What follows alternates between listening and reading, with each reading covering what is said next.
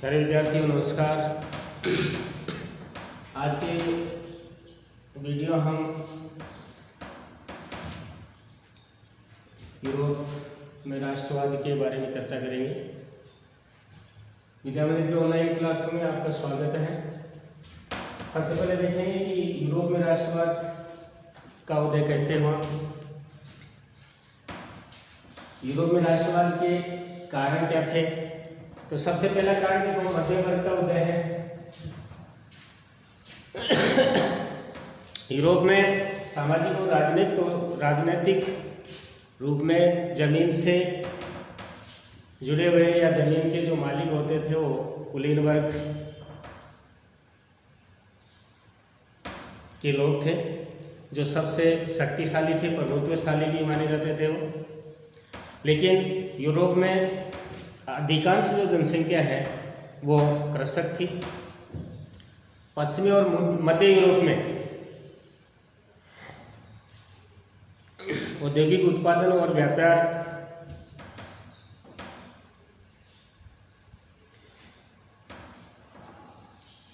में वृद्धि, शहरों का विकास और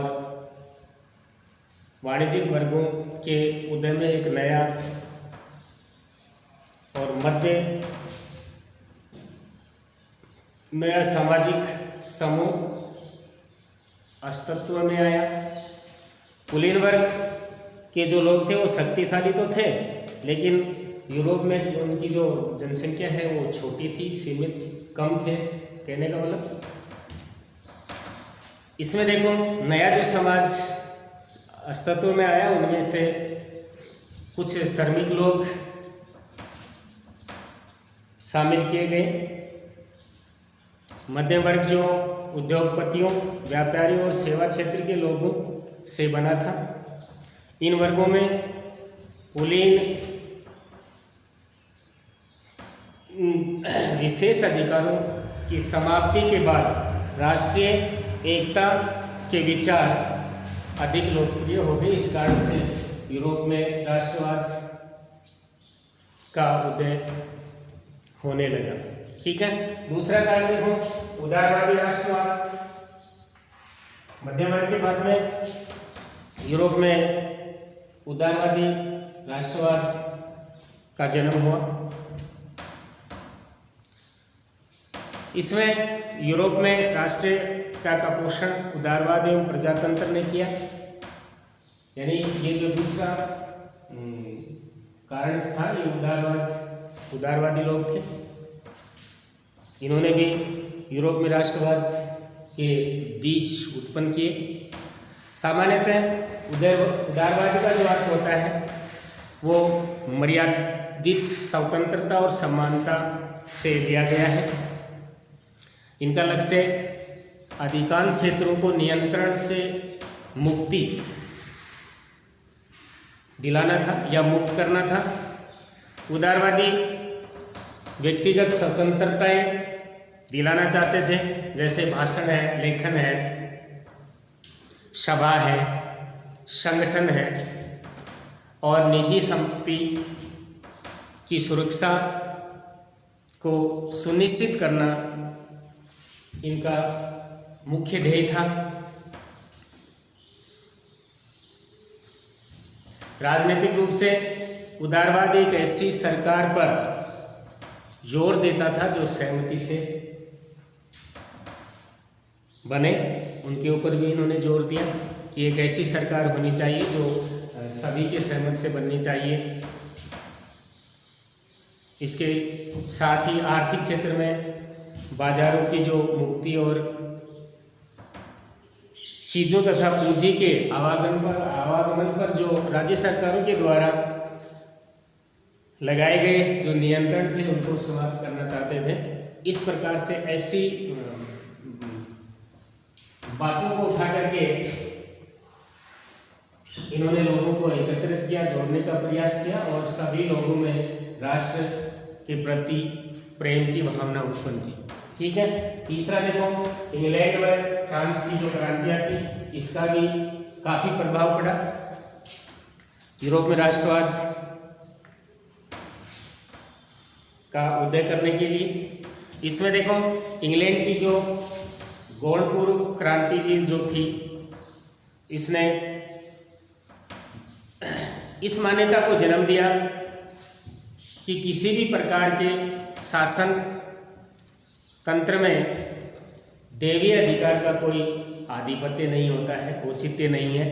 इसी क्रम में फ्रांस की क्रांति ने इस धारणा को जन्म दिया कि व्यक्ति की स्वतंत्रता इतनी पावन है, पवित्र है कि कोई भी सत्ता उसकी अवहेलना नहीं कर सकता। ये कर सकता या कर सकती, ये संकल्पना राष्ट्रीयता की जीत थी। राष्ट्रीयता उस राजतंत्रीय शक्ति के प्रत्युत्तर के रूप में जन्मी जिसका ये दावा था कि दैवीय अधिकारों के आधार पर राजा की शक्ति निरंकुश होती है। तो इस प्रकार के उन्होंने वहाँ के यूरोप के लोगों में प्रचार प्रसार किया। उनमें जगह जगह सभाओं के माध्यम से उनको इनके बारे में बताया, जिससे सभी यूरोपीय लोगों में राष्ट्रवाद या राष्ट्र के प्रति जागृति पैदा हो।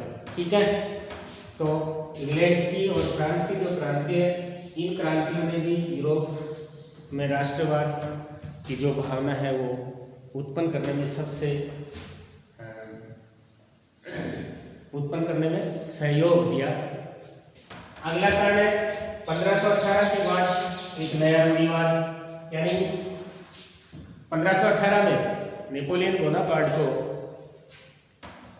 1815 में नेपोलियन बोनापार्ट को कुछ यूरोपीय शक्तियों ने मिलकर हराया था। ठीक है ना, और उन्होंने 1815 में एक समझौता किया, संधि की, जिसको वियना संधि के नाम से जानते हैं। और इन्होंने जो जीते हुए राष्ट्र थे, जैसे ब्रिटेन है, रूस है, ऑस्ट्रिया है, ठीक है ना, इन्होंने सभी ने मिलकर के एक सम्मेलन तैयार किया और इन सभी के बीच में एक समझौता हुआ जो वियना सम्मेलन के नाम से जाना जाता है। वियना कांग्रेस में एकत्रित राजनीतिज्ञों ने अपने समझ एवं अनुभव के आधार पर यूरोप का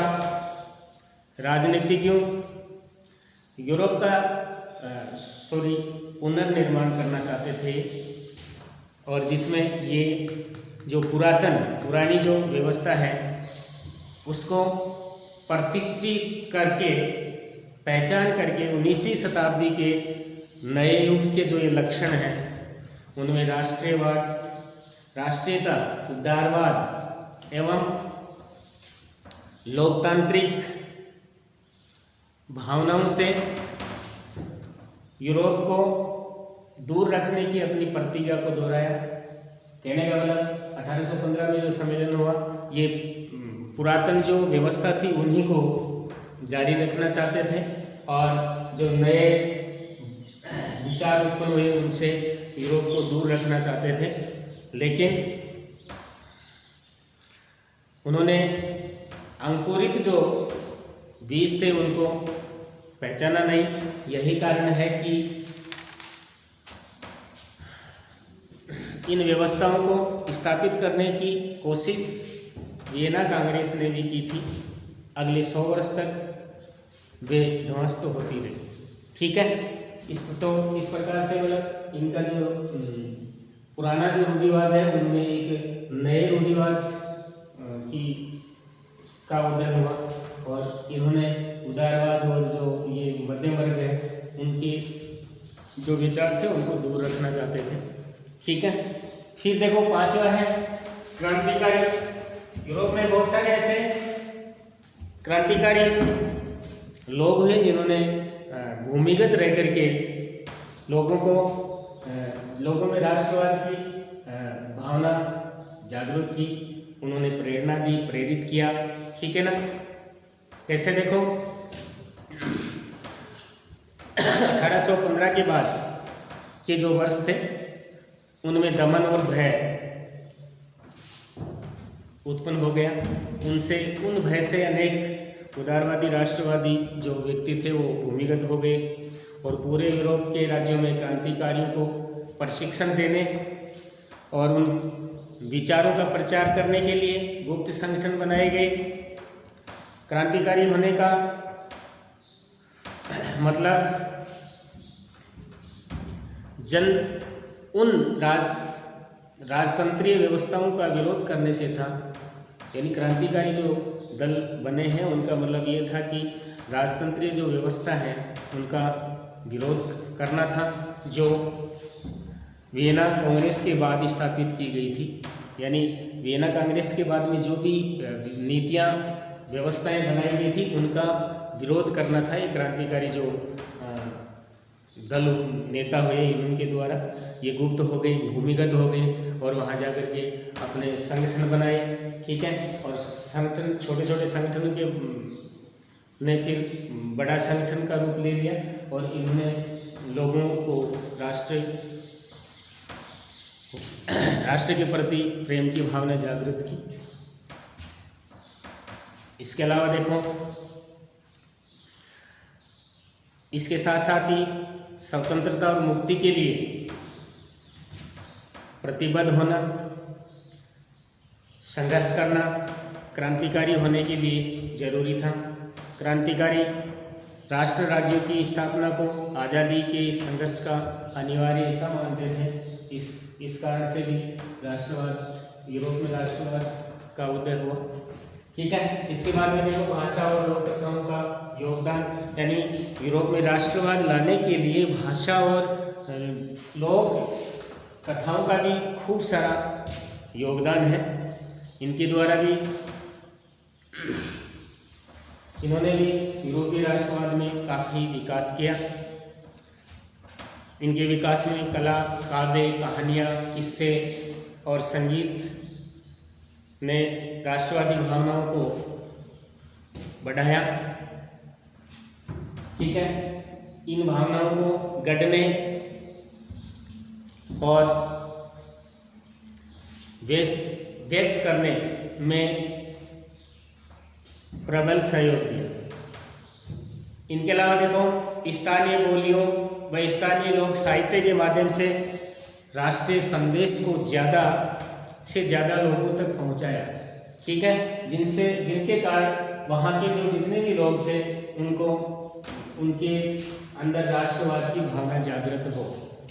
ठीक है, ऐसे ही देखो,